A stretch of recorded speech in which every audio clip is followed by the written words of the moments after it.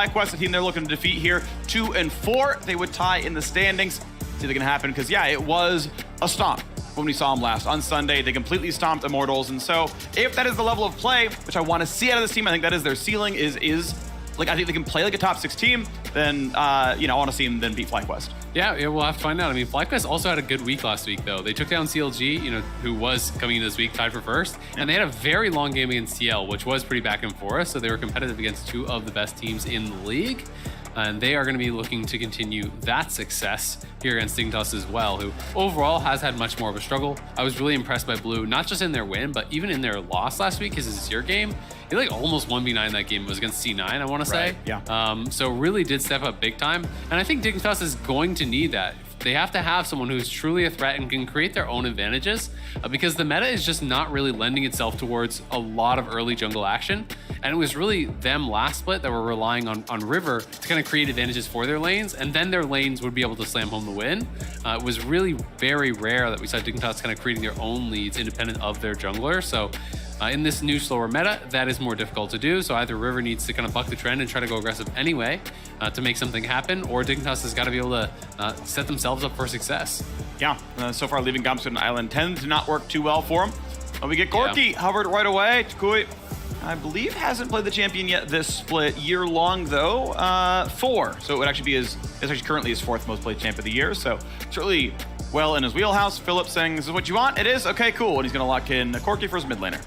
They're not really showing their hand whatsoever. A lot of marksmen are up. Lucian not banned out, Senna not banned out. 2 that are almost always taken off the table alongside the Zeri as well as the Kalista.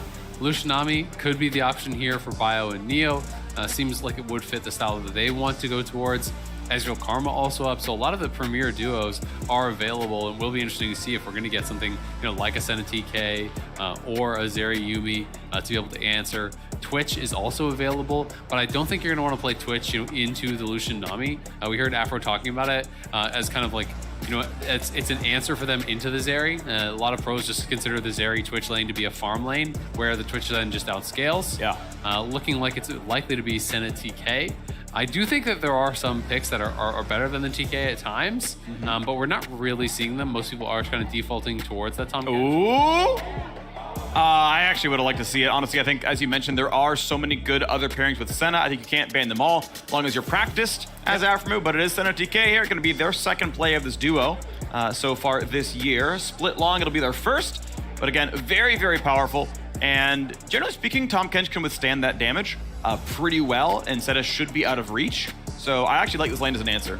Yeah, I mean, I think it is quite strong. And if you draft Jarvan into the Tahm Kench, that kind of feels bad in my opinion. You're looking to actually dunk and isolate someone. They are going to lock it in. This was kind of the River special in spring, where he was able to really run teams over with the Jarvan. That's why they got so many of their early wins, and then Jarvan just started getting banned against them all the time because he pretty much always won when he played it. We'll see if he's able to find that success here, but again, I mean, you ult onto the Senna, he's going to get devoured out of that by the Tahm Kench ultimate. Yep. You go into the Corki, Corki's going to Valkyrie out of there. So we'll see what sort of action he is going to make happen. But so much of the Senna TK lanes to me is just the accuracy with Senna with the Q. If you can get those pass-through Qs that are both killing the Tahm Kench and consistently hitting your enemies, you can kind of stabilize or even win almost any matchup. So it really is up to Neo and Biofrost to avoid a lot of those so they can continue to stay aggressive and punish the TK every time he tries to step forward to farm. The one time I remember seeing this lane matchup was week 2, day 1 of the LCS. Cloud9, Sven was actually ahead of the Lucian in CS, as like without lane intervention, it was just like their 2-on-2 was literally just better. And I would say that outscaled pretty hard, because just like the best scaling support, close with Yumi, but regardless, again, very, very good late game, and so you're happy with that one no matter what. So yeah, do you want to see what the lane looks like? This is, by the way, 6 unique champions in 6 games for Blue, so is still going down the list right here, but yeah, largely aiming toward the early game, reminiscent of the TSM draft, right? Where it was this 1-2-3 with a Lee Sin, and it's all about early pressure. Vi off the table now. And a lot of teams that actually do play that sort of style have been playing more early game or mid game, are going towards the Ahri. So I'd be interested to see if Ahri is going to be a pick here for Blue, or if they're going to be leaving that pick for last here and just blinding Gamsu. That has been what they've been doing, is mostly just blinding Gamsu and kind of leaving him on an island, which I think fits the bill of what people were expecting from Gamsu, is that he's supposed to be Mr. Weak Side. But at the same time, I still think you need to give him some help, and I feel like Dignitas have really kind of bailed on him a little bit too hard at times. Sure. You know, I think back to especially to their TL game where, you know, very early stages, but he was doing fine in the 1v1 against Bwipo, and he was just getting gank after gank after gank, and, you know, not even getting his wave reset, you know, or a little help from that, from River, which does make things very hard. Interesting. It is going to be blinding, well, no, not answering the mid, and then they're going to have 5th pick top here, which of course makes sense because Corki's already locked in, so you don't need to save your mid for last. Yeah. Feels like a little bit disjointed from what the rest of the team is. Yeah, so you mentioned the early game. I looked at their drafts from last week where they looked a lot better than over in week 1, and it's like, okay, you know, when they went against Immortals, Yasuo mid, he's like a 2-item spike champion. Yeah. Like, it kind of goes down from there, but like, you're really happy on like Zeal, and you're really happy on 2 items, and like Gnar is like a pretty solid top lane over there, and like, yeah, you got a lot of early pressure, and they won really fast, right? The Cloud9 game, Ooh. Gangplank, Volibear, Lucian Nami, like a lot of pretty early stuff there as well, so this is Dignitas taking a bit of a step back. Obviously, we'll see what pick number 5 is going to be. If it's going to be like an Ornn or something, they're really going to go full late. But yeah, Lucian Nami Jarvan is 3 points of early pressure. Yeah, absolutely. We have Xin on the other side, kind of answering some of that early aggression here. Well, this is really good. Camille coming out from Philip. Mordekaiser claps Camille, by the way. This is a great 1v1. And if she ever like ults someone else, you just like grab her and like turn off the ulti, basically. Yeah, it's also a pretty nice interaction against Tahm Kench, because Tahm Kench obviously cannot ult people out of that. So there are possibilities to go really well with that. But we'll see, you know, how Philip is actually able to play this out against Gamsu. Gamsu has not been having the best time. Philip has not been the most dominant laner, but I will say, for this 19-year-old player, he's doing a lot better than I expected. A lot of people, I think, had very low expectations for him coming out of Academy because he was, you know, rough, especially in lane in Academy. But he's been playing with quite a bit of confidence on the LCS stage, so I've been pleased to see that, and it's going to be fun to continue tracking his development. Right now, he is on Ignite TP, which does give you the ability to sometimes win out in these 1v1s, and Camille sometimes, you know, can go towards a little bit of MR, go towards Hex Shrinker, things like that if you want to try to really prioritize the 1v1. But so much. But every Mord ult is a good Mord ult and meaningfully affects the FlyQuest team. I think it's actually maybe the best 10 pick they could have gone for in this draft. I love it here. I think Gamsu is the player of the match for me. I think it'll be really exciting to see what he can do with it. We are, of course, on to the Rift, and we'll see if FlyQuest move up to 500 if they can beat Dignitas, or if Zig manages to tie around 6th place for the win over Fly. Yeah, it's going to be a really interesting one. You know, Mord, I've found in competitive can be pretty hit or miss. You know, Mord from ahead is really dominant. Mord from behind starts feeling really useless at times because, you know, if you can't win out in the Death Realm, then there's not a lot going for you. I have fed a lot of Mordekaiser games. There's always someone you can 1v1. I mean, if you're having a really tragic game, okay, you can't, but it's like, yeah, I think I can fight Tahm Kench. I mean, you're not going to die to Tahm Kench, but this is a farming Tahm Kench. So I actually think if you're having a bad game, you just don't kill him during the Death Realm. Yeah. He's not going to kill you. You're just not going to kill him either. At least you turn off his ulti. Exactly. I'm not saying it's great, but at least you can do something. Yeah, there's always something, of course, that you can do. But yeah, you're right. You're a fighter. Without gold, you don't do your job very well. Yeah, so we'll have to see how that laning phase does go. You know, and if they want to play more towards him, right? If you're going to actually 5th pick this on red side, if you're going to try to get this matchup that you're feeling pretty comfortable with, we'll see how effectively River can play towards it, or if he doesn't want to anyway. You know, maybe they just leave him on an island and he just sits under his tower even with the Mordekaiser, right? Because they do have Lucian Nami on the other side of the map, which is generally where you're going to want to be playing towards. Neo and Biofrost are not leashing. River, of course, going to be starting his blue by himself, where Jose did get a leash there from the Senna TK. So we'll see if Neo and Bio can get an advantage in the 2v2 as a result of that. Yeah, interesting. Josedeodo actually didn't smite his red buff, actually just autoed it all the way down. I think that's generally incorrect. We saw from River, if your second camp is up, burn your smite. Level 1 is your lowest DPS point, so and smite doesn't scale in damage, right? So as a jungler, if your next camp is already alive, smite and get level 2, your DPS goes higher from there. He's smiting chickens, which, again, you know, not exactly as high DPS, but whatever. We check out the next part of this one is, yes, we get the T-tours of, you know, mid lane trading, top lane trading. Gamsu obviously does take the swipe back, but, you know, as long as he waits out Phil's passive, generally gonna have pressure here. Yep. But the wave is a little bit awkward for him, right? And he knows that Jose got leashed on bot side. So you know that Xin is actually clearing bot to top, which does make you a little bit nervous in this sort of situation where the wave is getting stalled out. Philip did actually a really good job as well of hitting all the tack sweeps. So he was, you know, holding that that wave, cannot really fight for the push. But Jose not heading up there, and River is there to cover. So this is a nice little adjustment, not anything too complicated, but this is something that I've felt Dignitas has really failed to do. Even just covering the minion wave reset, which can turn your lane from going really well into pretty much unplayable at times if you don't get the help you need from your jungler. It looks like, actually, since River cut out Raptors from his camp, basically kind of sitting around, he's going to be a camp behind. They still may meet for this scuttle, and indeed they will, but Mordekaiser should have pressure. But there's still going to be a fight here. Smite is up for Jose. It's not for River. I'm surprised he even wanted to try. Tukui, yeah, I mean, this is always smited. I'm not sure what they're accomplishing. Is going to go jump in, get a slow, but River lost a ton of time. I understand covering top, but he's also just down 2 camps now. Yeah, because he actually skipped the camp. Oh, huge damage. Oh, he's almost dead. Man, they didn't use the Ignite. That is definitely a mistake there. Bio did not use the Ignite. I'm not sure if he was actually not ever in range, but it feels like that should have been a kill there onto Aframu. Nearly was, but they don't get it, and he's just going to be able to TP back. And the wave goes down, at least TP, yeah, keeps him safe, but that is the scary part about running teleport. We have seen it more and more, just like, I'll just run TP, it's fine, but that lack of a combat summoner really can matter. An exhaust, a cleanse, a barrier, things like that can change the math. And yeah, if Bio had walked out for Ignite, even a flash Ignite, which yeah, it feels weird, but that's just first blood. I mean, first blood is just always worth it when you're playing in this sort of an aggressive lane as well. With the wave at the tower, it would mean Afro would miss out on all of that. They still do create a significant CS advantage, right? They had a 2-wave advantage here on their first base. It means that the only buy for Afro is a Ruby Crystal and a health bot. Like, that is not a happy buy that he got there. On the other side, going to be feeling much better about what Neo is coming back with, and we'll see if they can kind of continue to put on that pressure here. If he can chunk him out one more time now with a TP missing, that is going to mean big things for the 2v2.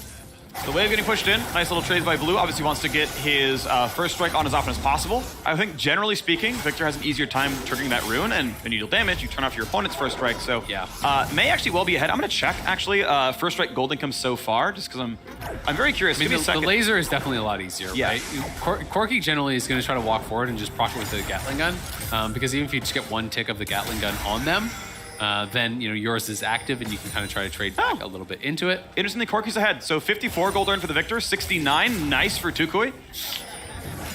It's low-hanging fruit. What do you want me to do? The number was there. I can't choose. Maybe the gold lead will grow by 200. We'll get a 2-hit, but. Yeah, Blue, the recall is far enough away that Blue would take a full turret shot, maybe almost 2 if he wanted to stop the recall. Yeah, so, and Tukui was never going to base anyway. That's why he doesn't actually go for it. Tukui has no TP, right? So there's no shot you base with like 3 waves right at your tower against a pre-6 Victor who has no items.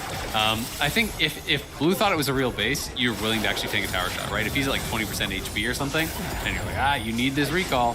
But in that case, I think correct decision there from Blue to not step forward. But doing a good job just kind of harassing at the tower. Tukui, dead even in farm here, up just 1 CS. But Jose has the wraparound, and Blue could be in trouble because he has not been spotted. Okay. But yeah, ultimately... Reset. They don't know where J4 is. Okay, shoving the wave, not a problem. This will be a pretty safe one. So Blue, how long are you willing to take this? Of course, spin isn't more than enough, so you can always... Q and get a shield for a bit. The more you kite the melees, less they hit you. He's actually kind of letting melees hit him kind of at all times. But trims it down to about 3 minions. Should be able to recall off this. It's going to be pretty tight, but I believe he'll be okay with it. Man, CS in bot lane is really concerning. TK against Lucian already is a pretty big gap.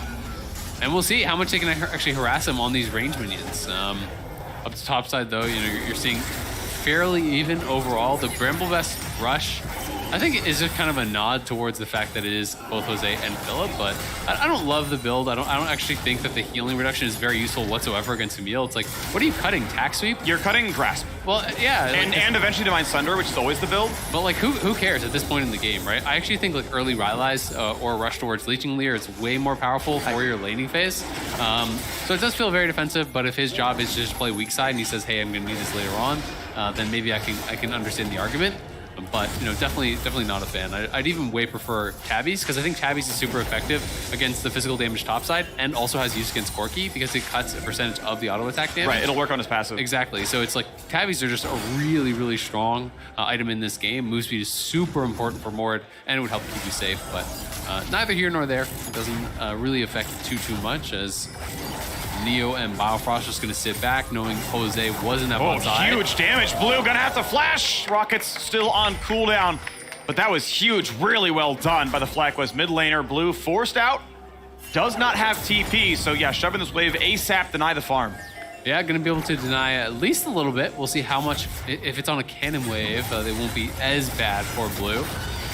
Nice little sidestep, though, from Philip. That's kind of how you have to play it. You really want to try to dodge as many of those claws as possible. That is where you really get punished if you get pulled back in, especially on your hook shot. Yeah, so no cannon, so pretty much the entire wave will die to the tower. You save like 7 turret shots. If it is a cannon, you basically lose nothing. They're going to have some of it drop. I think most melees are gone, but it also gives them pressure with top lane pushed in. They still see Mord on the wave. This will be first Herald pretty much on the timer. A lot of that earned by the great trading out of the FlyQuest mid laner, but also just, you know, solid laning out of Philip here as well. So FJ still gold, solid 200 lead for the Corki. Smart by Dig. They do have infinite bot lane pressure. They're able to trade back for a Drake. Probably still favors FlyQuest because one of these turrets has got to be getting low and will be a very meaningful crash from Shelly. Does feel like the bot lane for FlyQuest has stabilized a little bit. You know, the lead is not getting any worse at the very least there. For Afro is up to about 50 CS. We'll see how many minions are there actually to collect. It looks like it's about even, so yeah, this is the real CS advantage right now. Watch this one more time. Just straight in. It's just blue is out of mana. He's trying to reset the wave and just kind of gets caught and punished for that. When you're low on mana, you push out that wave so incredibly slow. It just means really a poor base timing generally from him. The wave state was not where he needed it to be, and rightfully so. Takoi goes right in on top of him, knowing there's no recourse for blue, who now has no flash, could be in trouble. Oh. Yeah, that could have been a lot of damage. Maybe a kill, I don't know, but yeah, close one all the same, able to sidestep. And we still sit out this very tight game. Gold nearly equal now. Huge farm lead, momentarily at least for the Mordekaiser. Still pretty solid for the Lucian. The wave meets again with plus 19. Top lane, similar vote, but I believe there is still farm. Massive wave. Yeah, okay. Massive wave for Philip. So we'll see it, It'll be like 6. Yeah, well, or, if he can harass him on a lot of it and actually deny it, then it could be a pretty big deal. But is a good, I don't know, 12, 14 minions or whatever there, something like that for him to collect. So should be able to trim that lead quite a bit. But was having to play pretty defensive, it felt like, for the last minute or two. Prior to that, have been just about dead even. Oh, nice little trade right there. Johnson, of course, next time he queues anything, is going to get that all right back. Also very typical for Fleet to be the option, which is also some more sustain. If you get everyone in the auto, you get the full value of the heal. Jose walking through defensive wards. An aggressive one here, we'll see him, so now that's known. Nice double Q, that's a slow into a tongue lash. Jumps away from the eventual route, so no gank. Yeah, good trading though, and I have to say, thus far, J4 not really been able to find much of anything in this early game, right? And if you're drafting Jarvan just to farm, I do like how the Xin scales a lot more. They do have the wraparound here. We'll see if they can find a play. Gonna get much here. After move, gonna go for the W. He's not done so. He chose to grieve for that escape, but that means no way out. First blood finally claimed in the 11th minute of the game. Yeah, well played there. They get down to that bottom side. They do get the kill on Afro. You don't need to expend the ulti because from that situation, if he flashes, then you use the J4 ulti to follow, and that kill is pretty much guaranteed. Unfortunate, the first blood did not go to Neo, but still a good play here. And we'll see how much they can actually pressure back around mid lane as FlyQuest is closing in here on blue, wanting to put on a little bit of pressure. They're just going to crash the Herald here, get a bit of gold down as they have no minion wave. Timed enough, though, that it will get stopped by the minions. It will actually trade him right away. Corki, yeah, too much health to go for plate number 3. Would have loved to. It's always really nice when because Herald almost always does a little bit over 2,000.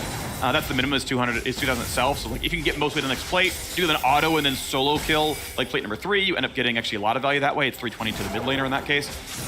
Not the case here, though. And as the wave gets cleared back and forth, it is still that very small FlyQuest lead. The Herald crash basically making up for the first blood in bottom lane. Yep. And we'll see where they're going to try to look to fight, because for now, both teams pretty happy to play this early passive game. Lucian and Nami are expecting to continue to stack those dragons. They didn't take like a super fast first dragon by any means. Second one will be around 14 minutes. I'm expecting FlyQuest to probably look to challenge at dragon number 3. And if both teams are just continuing to play kind of at this sort of pace, that may be where we're going to look for that next big contest. Unless Dignitas can find more plays. So I think it's beneficial for River with the early Mythic, just continue to look for ganks, to continue to try to look for those sort of plays. There's aren't that many to be found, as Corki, Victor, there's not really a lot of gank setup from the Victor. On the bottom side, it's Johnson and Afro kind of playing mostly under their towers, and a dive is very difficult against that lane. So not a ton of options for him unless Camille's like really overextended or Takoi's really overextended. So wave goes down again to the bottom lane, one plate taken, and we still wait for the next big aggressive play. Thankfully for Dignitas, the second Drake comes up soon. It feels like one with all the bot pressure should feel pretty good. Mythic is in for the Victor, which should even help that one. It feels like this should be pretty comfy. Leeching Leer still in a Divine Sunderer. And as the recalls come in, it is not Unleash Teleport. It'll be 20 seconds after the Drake spawns if they're looking for a ward TP. If the game can be delayed, Gamsu and Philip can TP in really spicy spots. Yeah, and that's something we didn't really touch on with Mordekaiser is that it's really nice for objective takes. You just ult away the jungler. Your jungler finishes off that dragon, makes it pretty much impossible to contest unless Jose builds a QSS, which I don't see him doing anytime soon whatsoever. So it is something to really keep in mind. That is going to make that a lot more complex. If FlyQuest do give up the first couple dragons, then start to challenge at 3, if Gamsu's there every time, well, that fight becomes a lot harder. Well, looking though, you can see Philip has actually walked to mid lane. Of course, you can always TP back to top to take a wave as, yeah, Philip is here. He's getting rid of wards right now. Josedeodo spotting. So it is FlyQuest, all 5 in this river, package on inventory. And they say, yep, you're giving it to us, right? This is ours. We don't care that we're on Scuttle right now. TP burned by the Camille, which now might mean this. That's too early then. Wait, yeah. Okay, that is such a disjoint. If they think they own it, just stick around, lose 100 gold, take a dragon. That is always worthwhile. So Philip, I don't know if the call was, never mind, we can't do it. I don't know, that felt weird. No, the ward was in base, he TPs away and they give up Drake. No, they absolutely wanted to actually do that, for sure. Because Sequoia even picks up package, right? And they're first to make the move. They are first to actually leash the dragon. But as soon as Camille TPs top and shows, they know that Gamsu can TP down and they have a 5v4 and they will lose that fight. So all of FlyQuest has to bail out. Takoi, almost. Still really good damage. That package lands, that's flash force every time. Yeah, absolutely. I mean, the slow alone makes it just guaranteed that you're hitting the skill shots. The slow is so significant, plus the burn damage. But definitely a disjoint on the TPs. And that is something that I think Philip is going to have to work on, that I think he has struggled with over these last couple of weeks, is that his TPs are often late or not really on the same page with the rest of the team. I do think when you're coming to that LCS level, that's something that's going to get punished every single time. And it felt like, FlyQuest knew it as soon as he shows going top.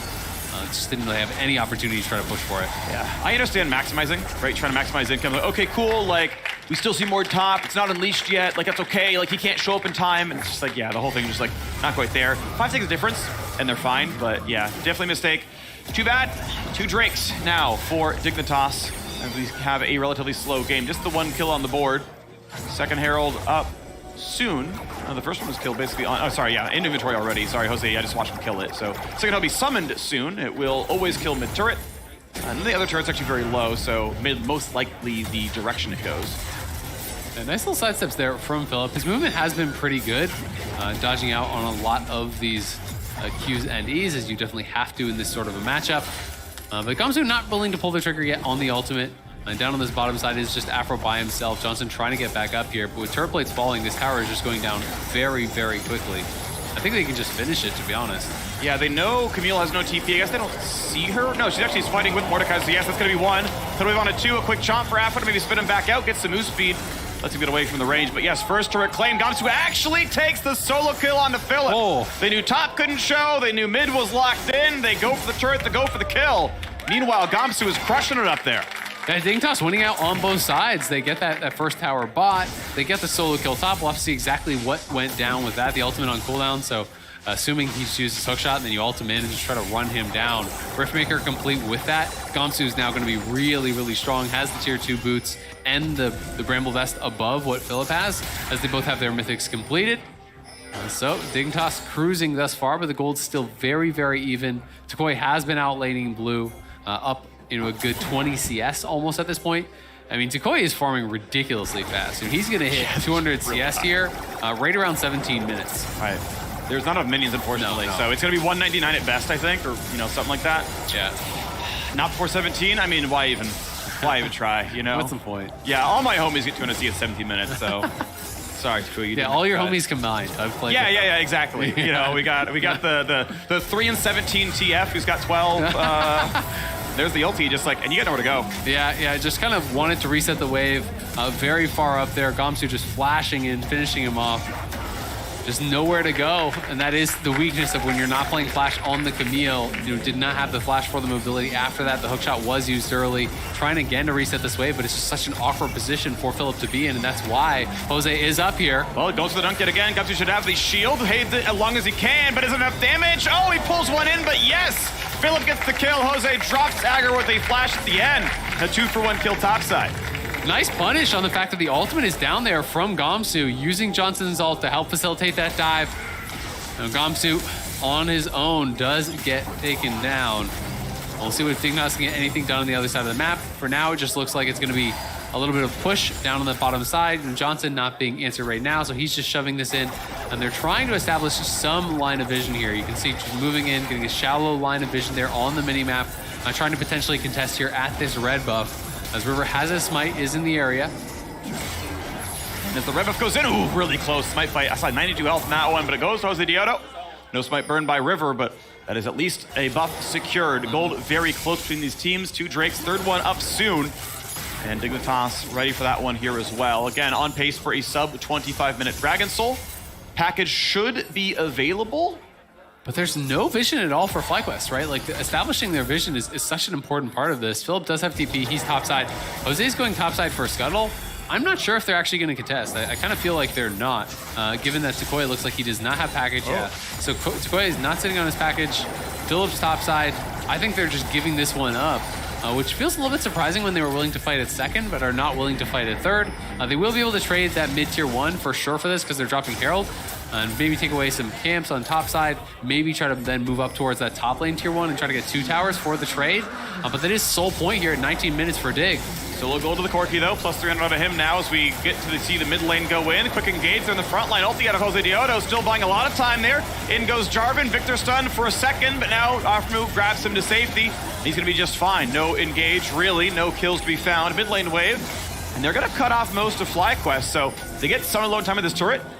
Philip, I mean, looking around the flank, but as long as Gamsu's holding ult, any flanker is immediately not threatening anymore, and that's going to be turret falling, so well done. Dignitas, they already got first turret earlier on. They get the Anchor as a Drake, and they trade back the objective that FlyQuest tried to cross map. Here comes Philip, goes for the ulti, doesn't get much done, goes towards River, and there's the dunk back. It's going to be Gamsu going for the solo kill. Package looks pretty solid, but not going to get much of a kill. How much damage will Philip lose? Because he's down to 300. The re-engage comes across, and Gamsu's left alone. He survives long enough. Philip brings him back in for a 5v1 kill. Nicely done. Getting the ult there from Gamsu is not able to actually burst down Philip, though, as you say, and then he's out of position as the rest of Dignitas was pushed back by that package it looked like from Takoi, and now straight onto the Baron. This feels like a risky one right on 20 minutes here. With a blue buff Victor around, they can push him off, but low health bars on Neo, no mana on Biofrost, and now Blue's getting chunked out. Damn, it hits the Valkyrie away though. He's just 1v4. Close, okay. Holding him off for longer. I think he's still putting damage down. 140 health left on the red buff. 4k HP. River has a flag, he has a smite, he has an ult. He does have a way to steal it. Expire. But they're gonna flip. Jumps in way too low on the health. Oh, but Victor's in to make him even lower. A double kill so far. Jarvan drops and Jose still has the smite. Chukui able to get the last shot across. Baron is claimed. The 2-for-1 fight with a Baron, it ends up being the right play for FlyQuest. Very scrappy stuff. Takoi making all the difference, it feels like, in these last couple plays. First, pushing back Dignitas away from Gamsu so they can isolate Gamsu and actually kill him off. And he had landed so much chunk that when Dig is coming over to try to contest here, he's literally 1v4 zoning, keeping them away from the dragon there. They're able to grab the dragon for themselves here as well. This is that initial play, much later on. In he goes. The ulti, it looked like over the wall, came back up for Blue. They're able to combo, get that double kill onto Blue, which was very big, but Jose stays alive, has the smite available, is able to secure the Baron for FlyQuest. Yep. And now we have to see how much more can they get with this, because the push is going to become very, very frightening. And Corki already on 2.5 items now. Yep. His poke is really going to be ramping up. 2 minutes to go. Thankfully for Dignitas, the Baron buff will end before that climactic Drake spawns. But because of the Baron take, I think this Rebel Baron power play may well go positive, may find another tower for themselves. Already at 1,500 gold on it. Want to see where they can go from there, but yeah, the items are coming through. Shadow Flame is indeed in for blue. Finished it after the previous fight. Collector in for Neo, so we can really do some decent damage as long as you're not stacking armor, and realistically, few members of FlyQuest really are. Yeah. We'll see if he has the Afro move, it's not going to look too great, but if he can actually hit Corki, it's going to be pretty happy for him. Yeah. Afro is definitely not who you want to hit, and I think Jose's probably going to go Death Dance second. Already has Tabby, so he's going to have a bit of armor. But definitely if you can get towards those carries, it will be very effective. And Philip is on Merc Treads with no armor, so he's going to be taking quite a bit of damage from that as well. That is much more of like a 2-item spike build. Yeah, we've talked about this in the past. If you want to spike on 3, it's much more building towards like an LDR or a PD or whatever, plus the IE. But this is a very strong 2-item power spike. And if that's the best you think you can do for this next dragon, that is huge. Oh no, Blend hit. River's in a bad spot. Will respawn before the Drake does, but he's still going to lose his life. A quick Tom Kitchell for safety. Going to chomp in. Gamsu, not a whole lot to do. Saves the ulti, burns it last second. And now with some Xin Zhao stats, will just die at the end anyway. Good damage to the Victor, though. Still going to try for a little bit longer. But no, it's not going to look too good. Afram is still in the front line, has a shield. Too quickly pushed away, but Blue's going to run out of HP, gets a quick stun. But is there enough going on? A root on the Neo. He's going to likely drop as well. Dives in. The double auto would have killed the Corki, but it's not going to happen. Team fight massive, 4-1 for FlyQuest. They opt into a losing fight, and it goes worse for Dignitas. Yeah, it all fell apart there for Dig. The betrayal on the blast cone, it looked like, not sure who actually hit it, but sent River back in to die. And now they're getting so much on the tail end of this Baron buff. It looked like they had withstood the push here from FlyQuest, had kind of waited out that Baron, but all of a sudden, multiple towers drop. They get all the kills, all with the very end of that Baron buff. Now Corki at 3 items and pieces here. Let's see this one more time. All right, who hits this? Was this a misclick? He's trying to click Wolves? Nope. Bio hit it. Bio autoed it before he even EQ'd over. But why? Maybe a misclick? He wanted to move over? Yeah, that has to be a misclick. I can't see any other reason for it. But so unfortunate for River. And so they're kind of just like forced into this fight, and now they've definitely got to try to fight this. You hope they haven't bought, and I believe Tukui may actually not have bought since the previous fight. He has, he's on 3 items. Okay, well then good luck with this one. They're going to try, of course. Mortal is down, Smite is up. If you win the Smite fight, suddenly get Dragon Soul, the game feels a lot closer. And it would be winnable. I would say Dragon Soul nearly ties the scoreboard. Yeah, the poke is really what they have to deal with here. FlyQuest are not rushing it because they know that is the option for Dignitas. They're just going to try to look to whittle you down with the Corki. We got to see how much they can hit. But the longer they wait, the closer we get to Mortalty and like a 100-0 Smite fight. So we're 5 seconds away from that reality where Dig is like, look, just burn this thing, all ult Xin Zhao, it's yours, poke, baby. Man. But yeah, that poke is going to hurt. How many will Dig lose on the way to Dragon is the question, or will they just get away? And it's like, yeah. They just have to give it up. Mortal's up, but it's not going to happen. Out we go. Yep. I think it was a respectable attempt. I think FlyQuest played it correctly, though, as well. Good skill accuracy by Tukui. And it means that you can't go for the Mortal into Jarvan dives it. So, well done. Crisis averted. 5 more minutes until Dignitas can try again for Dragon Soul. Yeah, Tukui just kind of playing bodyguard there, playing it really, really well. It is tough because I agree. If Dignitas were able to actually force that dragon down, get the Mortal, it is their dragon. But the problem is they can't win the all-in fight. They're too far behind. So FlyQuest just never hit the dragon. Just wait until the health bars are so low that if Dignitas did try to force in, they would just get massacred and lose the game. So they are going to lose that dragon. They are still on 3. That is really their big hope in this game, is to try to find somehow, some way, that Dragon Soul to really eliminate a lot of the gold advantage. But if FlyQuest do not let them do it, they're getting further and further ahead here, looking to be in full control of this one. Nearly 6,000 gold ahead is the FTX gold advantage, 26 minutes in. And Corki has another 1,500 gold here in pocket, so may just go back and buy a Hex Shrinker, I would assume. It could be a QSS also, pay attention to the Mord. Just say, hey, like, how could we possibly lose this? Maybe I get caught in a Mordalt and kind of get taken down, but it will instead be that Hex Shrinker as I kind of expected. Victor has been putting out a lot of damage, by far the strongest member over on the Dignitas side, so paying some respect to that long range. We are on the way to a Nash's Tooth here for Gamsu, so we won't have a lockdown champions. Still actually very partial to rallies or even demonic for damage, but if you can land the auto attacks, it'll be a lot. I think this actually is his best Josedeodo or Tom Kench fighting item. And if you're going for Xin Zhao or Tom Kench, I think Nash's probably does the best for you in that regard. Yeah. So we'll see if he does get those targets constantly, and then it'll look pretty good if so. Blue and try to push in the mid wave now with his team. TP coming back in as Aframu is back with the squad. Pretty easy wave clear for the Ravenous Hydra Corki. Not going to be a problem at all. Yep, looking strong. 2 items now complete for Johnson on the Senna as well. Has his Mythic through. after the Umbral Glaive pit stop, as pretty much every Senna is liking to do these days. Just gives you so much additional vision control, right? When you have multiple sweepers plus the Umbral, it's really easy to choke out your opponents on the vision game when you're already ahead. So I'm going to be looking to continue playing towards this top side of the map, playing towards that Baron vision, which Dignitas needs to maintain some semblance of vision. That's why they have so much down in this section of the map. This quadrant becomes incredibly important when your opponents are playing for the Baron, because you need to be able to safely move forward to drop wards in the pit, and that is why FlyQuest is now encroaching into this area.